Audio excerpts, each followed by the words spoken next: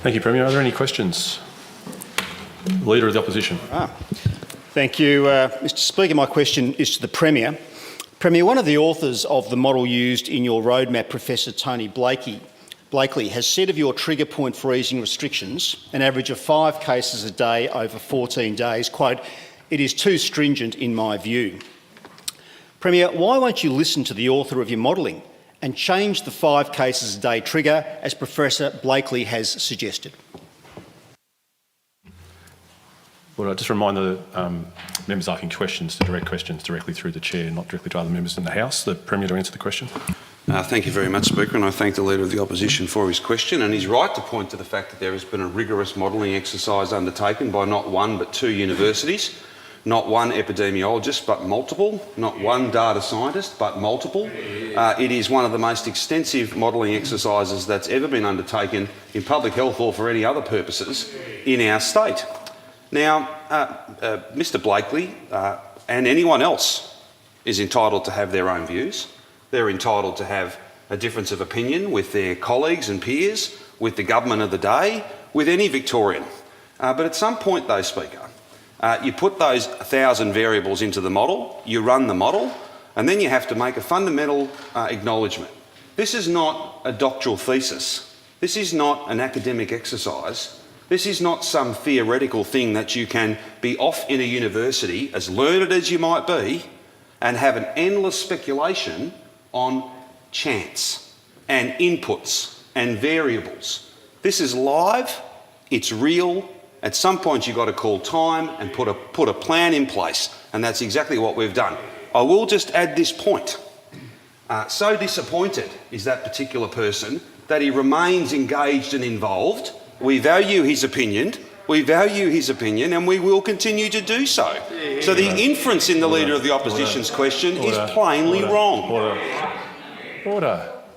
Point of order, the Leader of the Opposition. On a point of order, Speaker, when the Premier released his roadmap, he said the modelling compels this outcome. This is not a 50-50 call. The modelling compels the outcome that I'm announcing today. The modeller has said the Premier's got it wrong. Why won't the Premier listen and adjust his roadmap? Order. There is no point of order. The Premier to continue. Well, again, I'm grateful to the Leader of the Opposition because he describes the modeller. It's not one modeller. There's no single modeller. There are a team of people who have done the very best they can. And the point I was about to make before the Leader of the Opposition took his point of order that simply showed that he doesn't understand how many people are involved in this. It's not one person. It's a big team.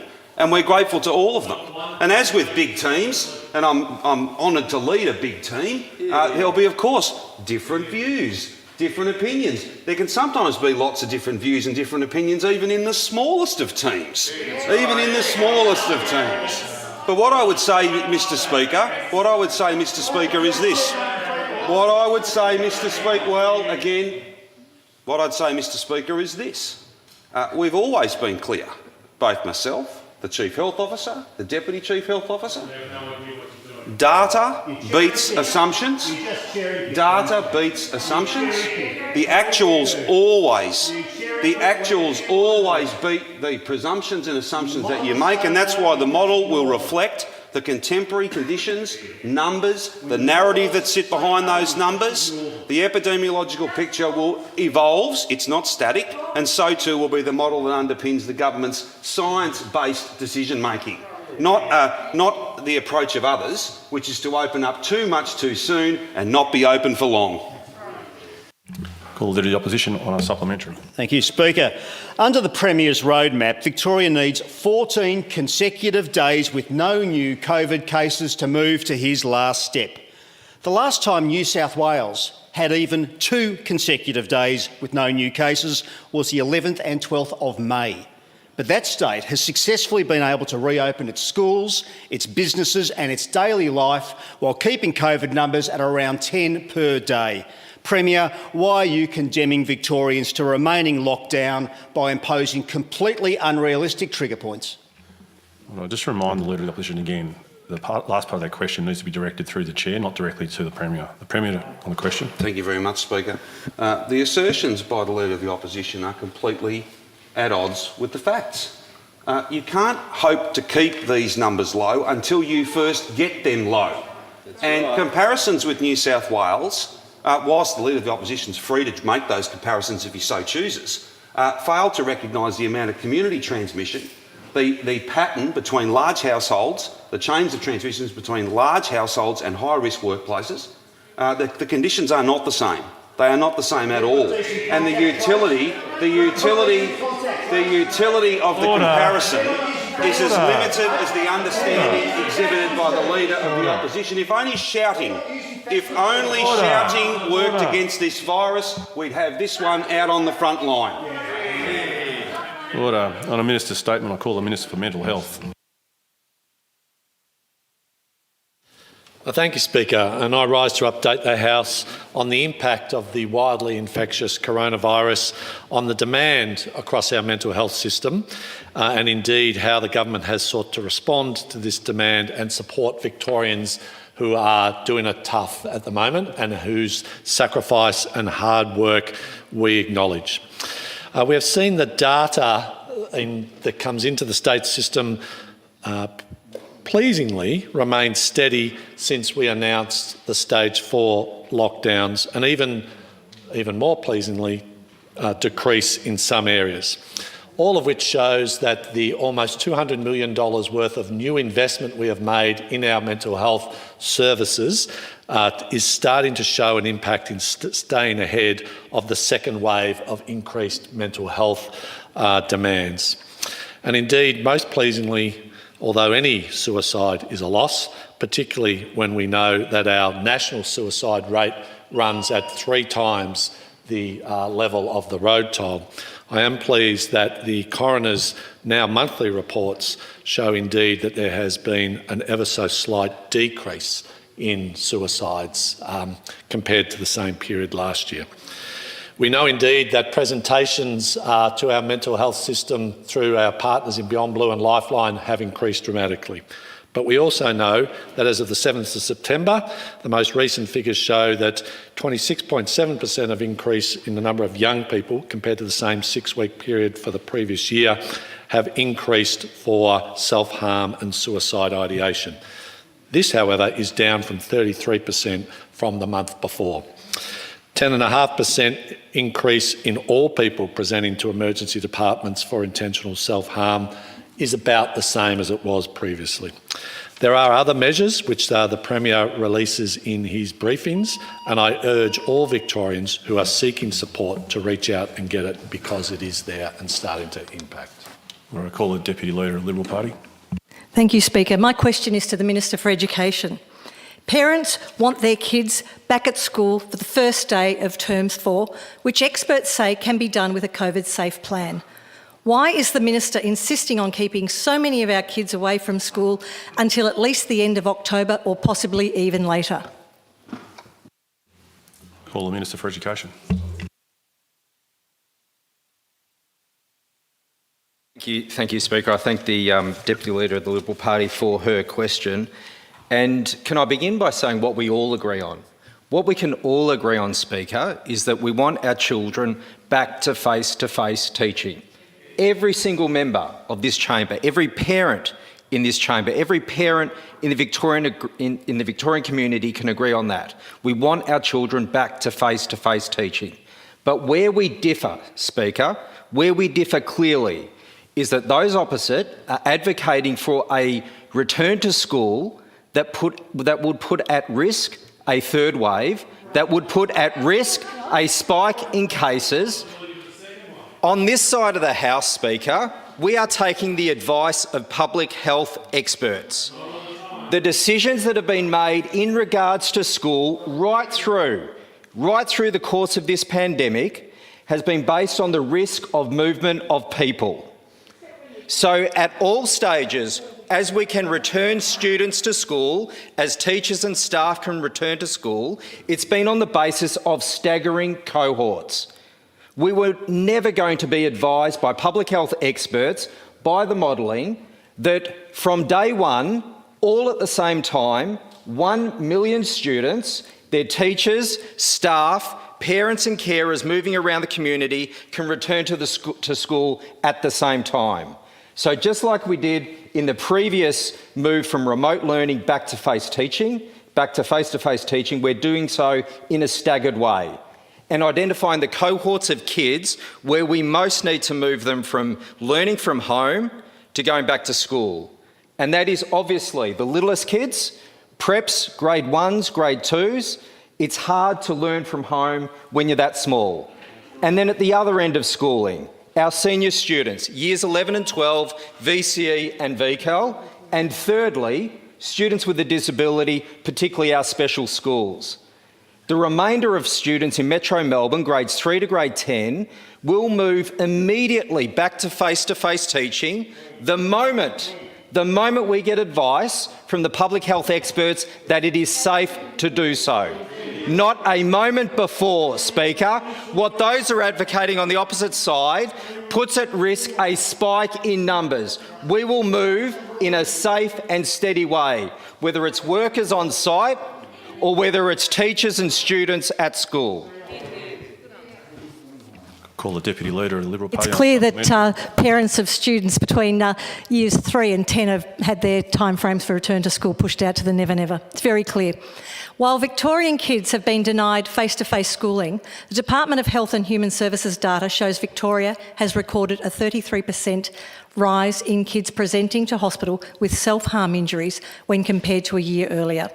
Has any modelling been done on the mental health effects on our kids due to the government's decision to keep kids away from school? And if so, will you release it? Call the Minister for Education.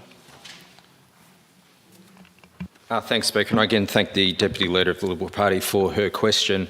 And we've always acknowledged, Speaker, that during a period of remote learning, there will be students who have and are thriving under remote learning and other students who are struggling, whether that's struggling through their own health and wellbeing or struggling academically.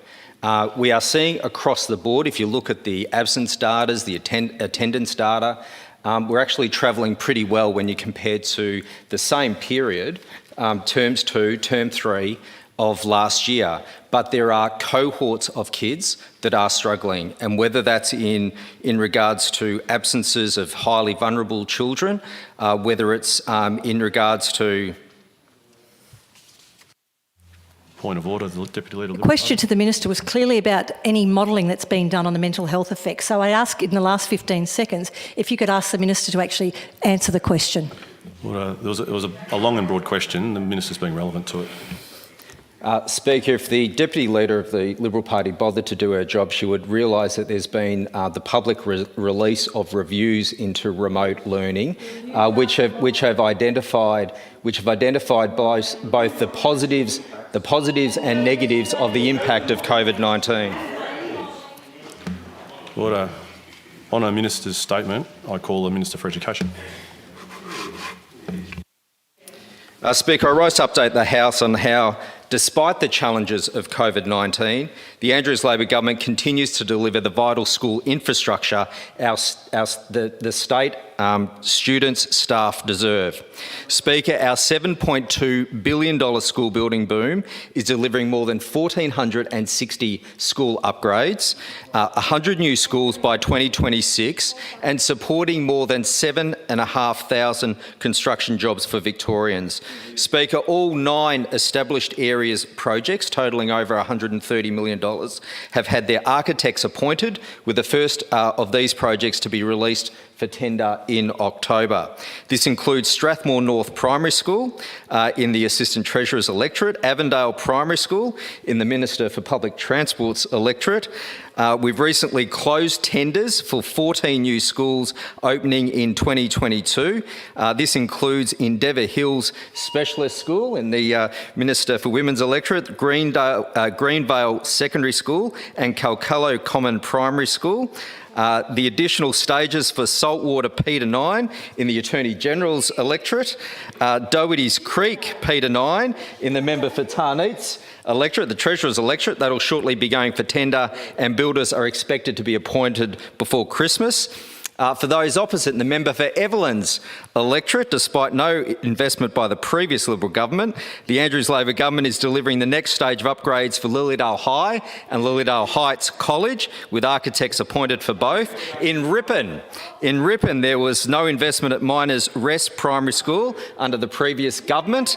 We're expanding it with a builder just appointed, and I'm sure the member for Eildon would be pleased to know that an architect has been appointed for the next stage of Upper Yarra Secondary College's upgrade. Speaker, the biggest school building program in the history of our state. I call the member for Ripon. Thank you, Speaker. My question is to the Treasurer. The Victorian Division of Independent Food Distributors Australia is a group of family-owned food distribution businesses who employ 2,300 staff. They have suffered stock losses and write-downs of approximately $75 million because of the Andrews Labor government's COVID restrictions on the hospitality sector.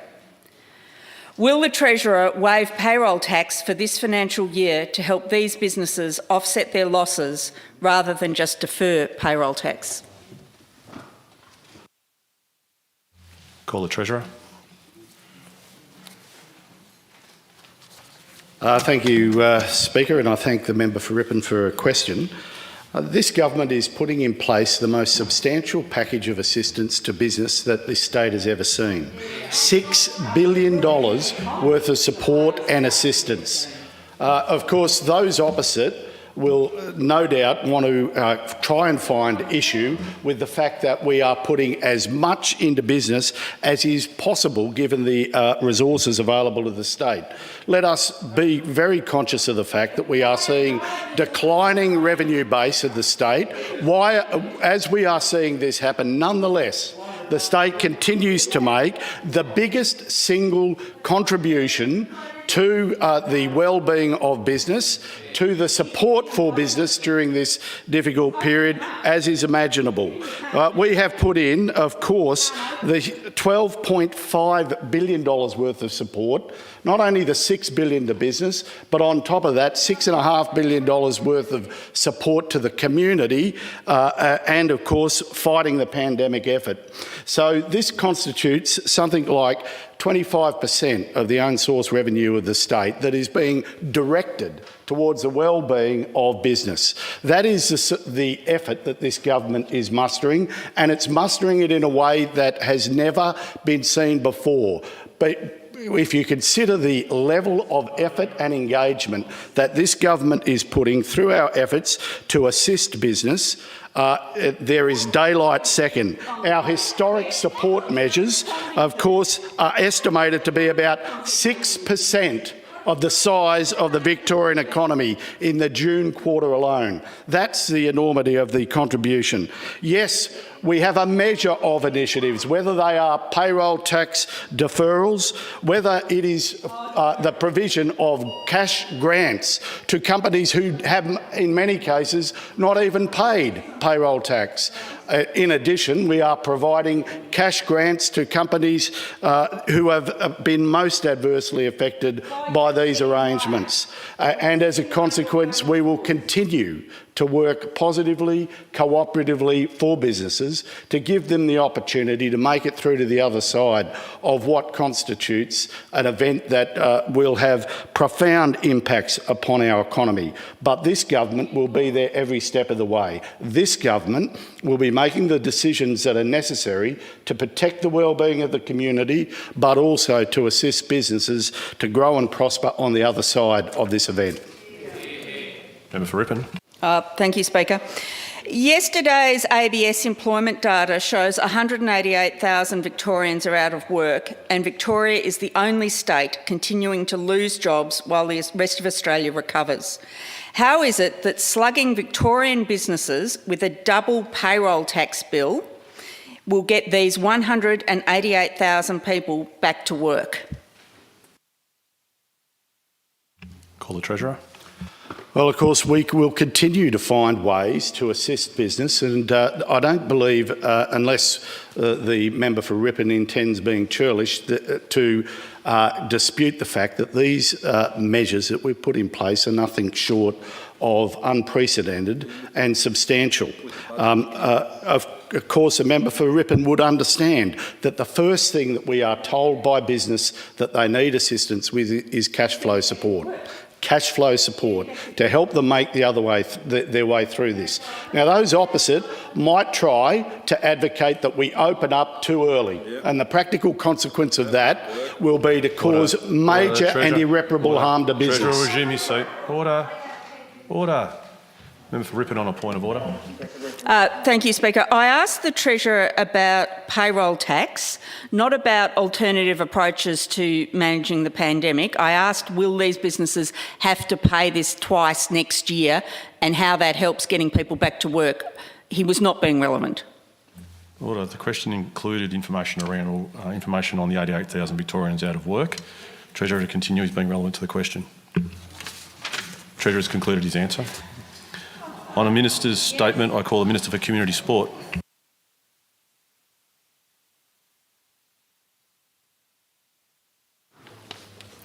Thank you, Speaker. Today I rise to provide an update on the return of community sport in regional Victoria and how the Andrews Labor government is supporting regional clubs and leagues to stay financially viable during the global pandemic.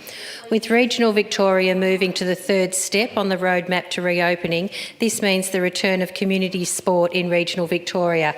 So for those aged 18 and under, outdoor sports can resume, as well as outdoor non-contact sport for adults. So as an example, a game of cricket can now be played with 2 teams of 11 players and the necessary coaching personnel and umpires. And this month, I was pleased to announce a second round of support for clubs, leagues and associations from the $40 million Community Sports Sector COVID-19 Survival Package. Clubs from across Victoria that received a $1,000 grant in the first round will automatically receive a $500 top-up, while leagues and associations funded will receive a further $1,000. For those that didn't receive funding in the first round, regional leagues and associations can apply for $2,000 and clubs can score $1,000 in the second round. Community sport and recreation means so much for so many Victorians, and the Andrews Labor government is proud to support them through this global pandemic. Over 5,000 clubs across the state received grants in the first round. More than half of these are in regional Victoria, and they can look forward to seeing the top-up payment land in their accounts in the coming days, including Ararat Swimming Club, Geelong West Cricket Club, Gembrook Riding Club, Bendigo Bowls Club, Benalla Gardens Tennis Club, Phillip Island Soccer Club, Ballarat Bowling Club, Colac Baseball Club, McEwen Reserve Tennis Club, Port Arlington Cricket Club, and I wish all of those involved with community sport well as they return to train and play across regional Victoria. Member for Prahran. Thank you, Speaker. And my question is to the Treasurer. Treasurer, women and young people have been hardest hit by the economic fallout of this pandemic, with higher rates of job losses than the rest of the population. What is the government doing to ensure that economic stimulus spending is targeted at job creation for both young people and women? Call the Treasurer. Thanks. I'd like to thank the member for Prahran for his question.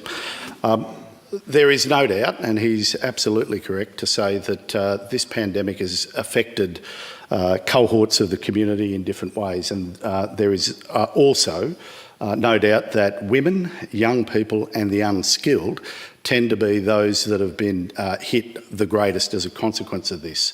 We know that often the responsibilities not only of women in terms of their caring obligations within the home have peaked, but also many of the jobs and industries that they operate in have been particularly difficult and hard hit.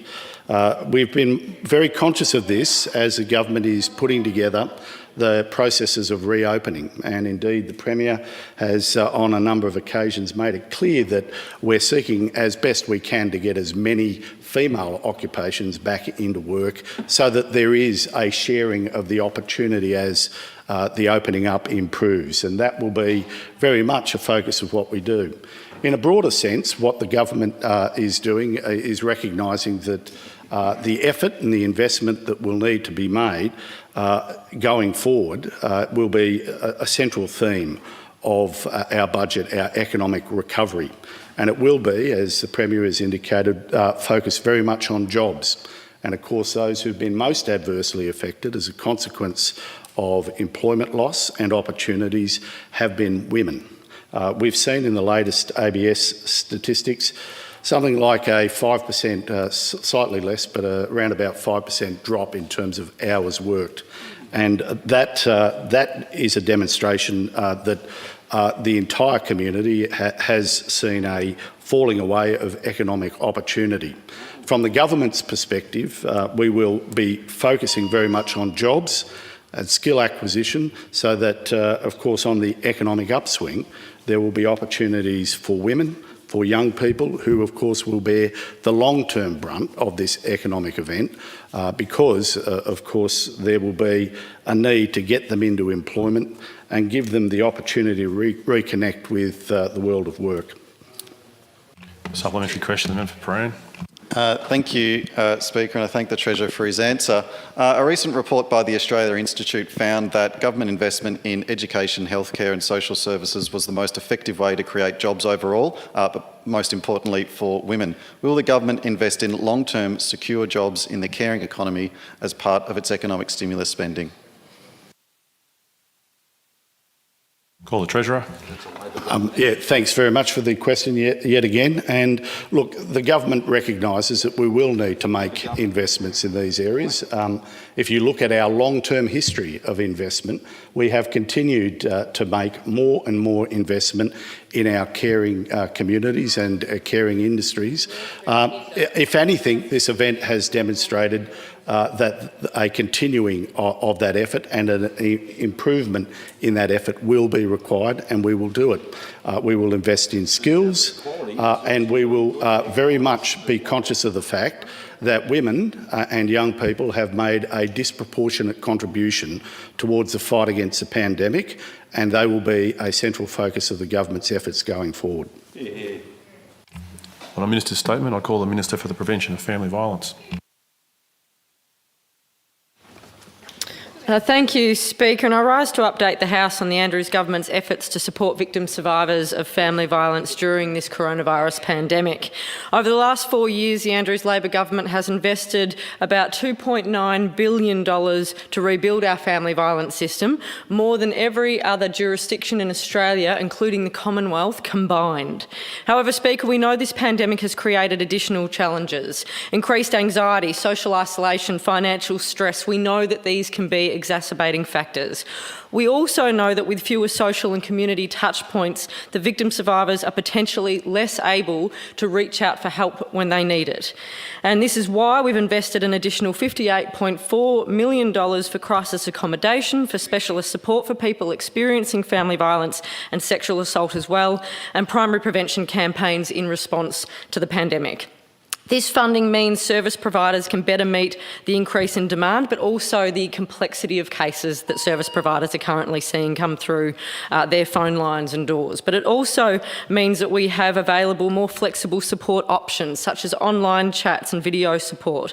And also, in addition to that, safer housing options for those who don't feel that they can safely isolate at home. But Speaker, I also want to make it clear that there is never an excuse for family violence. Perpetrators of family violence must be held to account for their behaviour, and that's exactly why we've invested more money for programs that do just that, and to provide housing options for perpetrators of violence so that victim survivors can remain safely in their homes, something they've told us very clearly that they want. Speaker, our government is committed to implementing all 227 recommendations of the Family Violence Royal Commission, and we've so far acquitted 166 of those.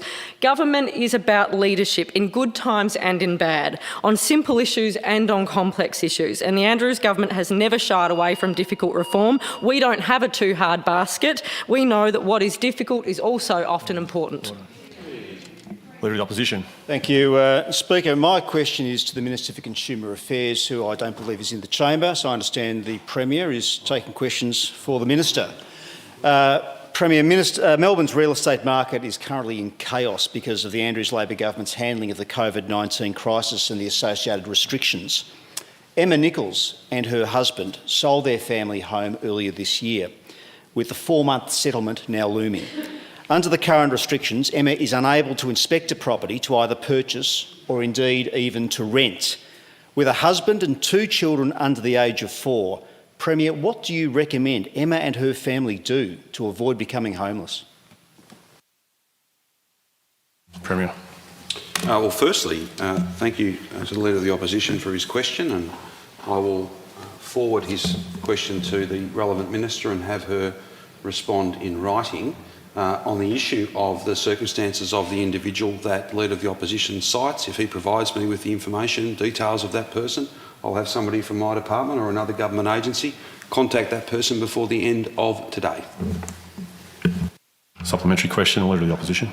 Thank the Premier, but I do note that Emma's situation is no different from many, many other Melburnians who have been caught in a trap where, under the stage 4 restrictions, it is not possible to now inspect properties. So the issue is, Premier, that thousands of real estate transactions are now in jeopardy. Hard-working Victorians are facing the loss of deposits on property purchases they can no longer settle because they can't sell their existing properties. So the question is, how many Victorian families will face financial ruin because your government refuses to put in place practical rules to let people buy and sell family homes? Pretty straightforward. Premier. As I said, Speaker, I'll refer these very important matters to the relevant minister, who's deep in conversation and dialogue with the RIV and many other stakeholders. We know and understand and acknowledge today and all days that there are significant impacts because of this wildly infectious global pandemic. It would not be safe to have a different set of policy settings, as much as we might all prefer those. As for the specifics of the case that the Leader of the Opposition raises, I will, if he provides my office with that information, ensure that that's followed up. In the broader context, we will be able to transition to a COVID normal for real estate purposes and all purposes much faster if we stay the course and drive these numbers down. That's what's occurred in regional Victoria. That is what is occurring in metropolitan Melbourne. And that's why we cannot be opening up too much too soon, because it won't be open for long. And that will do the constituent that the Leader of the Opposition references and so many others. That'll do them no good whatsoever. On a minister's statement, I call the Premier. Thank you very much, Speaker. I'm delighted to inform the House that we have 45 new cases today, and it was only about 5.5 weeks ago that we had 725 cases in a single day, Speaker. To think that we've got, through the hard work of Victorians, following the rules, playing their part, doing the right thing, with a stubborn determination to see this thing off, to defeat it properly, not to make the wrong decisions that would see it all back for a third wave in such a short period of time, all thanks to the hard work and the determination of Victorians. We now have the metropolitan average, 14-day rolling average, down to 42.7 cases, and for regional Victoria just some 2.3 cases. Just think back, not long ago, 725 cases on a single day. This strategy is working. The signs of that, the clear signs of that, are for everyone to see in regional Victoria as we take those not 1 but 2 safe and steady steps to open up. Regional Victoria this weekend, the rules have changed dramatically, but there are still rules. A feature of that is making sure that only regional Victorians are in regional Victoria, unless you're from metropolitan Melbourne with a lawful excuse or reason to be there. We make no apology whatsoever for making sure that only those who should be in regional Victoria are visiting regional Victoria. We don't want to see this virus needlessly transported from Melbourne, in some parts of Melbourne where there are still high rates of community transmission, putting at risk all the great work that regional Victorians have done. Beyond that, Speaker, we are seeing numbers fall. We are seeing test numbers relatively stable. We are seeing this strategy deliver lower numbers, and that will then give us the opportunity to take steps that would never be available if you cave to pressure, if you did what the loudest voices were telling you to do, instead of what the experts are advising us to do, and that is to stay the course, see this off, open up and stay open. Order, order. We will move back in a moment to government business program orders of the day. Just let members move around the chamber.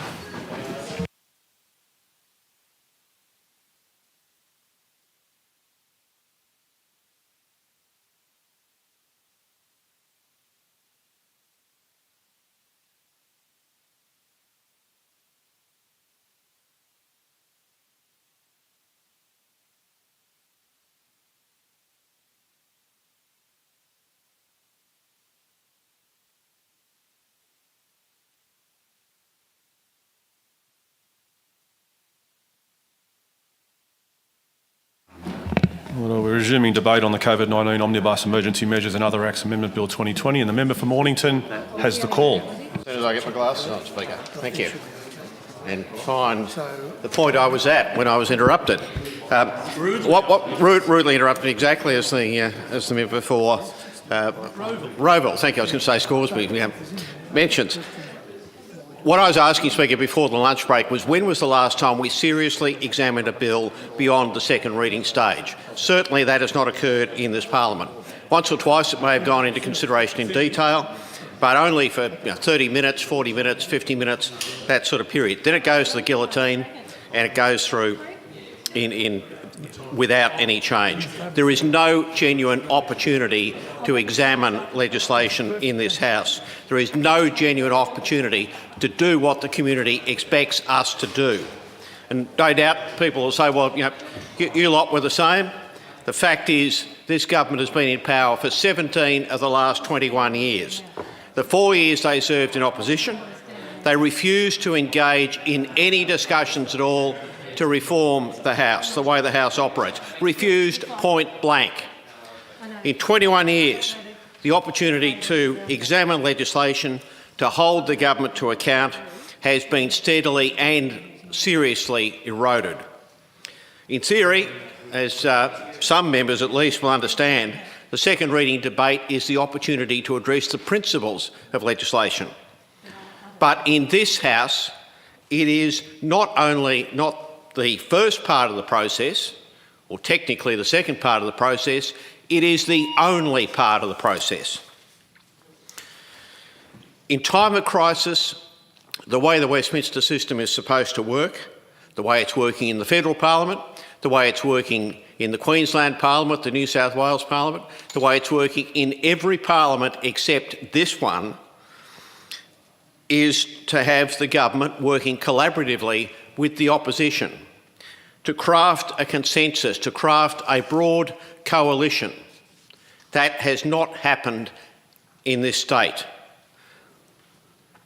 What do we see in Victoria? No discussion, no attempt to work with the opposition, no real attempt to work with the community, simply imposing views on the community. Jackboot tactics, bare-knuckle politics. That's what we've seen in this state. Concealed by a pandemic response fig leaf. Speaker, the provisions in this legislation, the bill that is before the House today, are extreme. Yet the Parliament's capacity to scrutinise the legislation, and this House's capacity to scrutinise the legislation in particular, is now so diminished that the process has become almost meaningless. This is dangerous legislation from a dangerous and arrogant government, and I cannot support it. Call the Minister for Child Protection. Thank you. I move the debate be adjourned. I'll move the debate be adjourned. Thank you. The question is debate be adjourned. All that opinion say aye. To the contrary, no. I think the ayes have it. The question is debate be adjourned until? Later this day, sorry. Later this day. All of that opinion say aye. To the contrary, no. I think the ayes have it. I call the clerk. Fourth order of the day, National Energy Legislation Amendment Bill 2020, second reading, resumption of debate. The Minister for Consumer Affairs. Thank you very much, Speaker. And I'm very pleased to rise to speak today on the National Energy Legislation Amendment